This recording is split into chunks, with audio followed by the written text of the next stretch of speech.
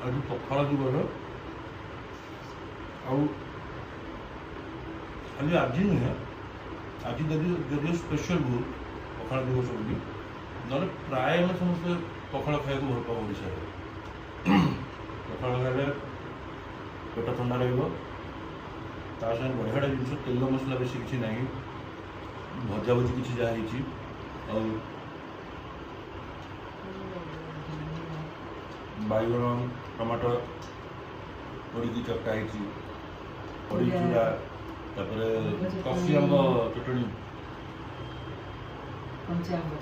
କଞ୍ଚା ଆମ୍ବ କଷି କୁହନ୍ତିନି ତାଙ୍କର ମାମି ଖୁଆଇଦେଲେ ତ ସ୍ପେଶାଲ ଆଉ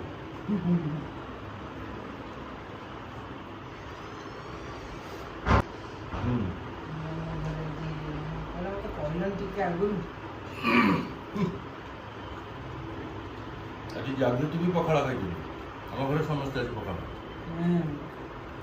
ସମସ୍ତେ ଆଜି ପଖାଳ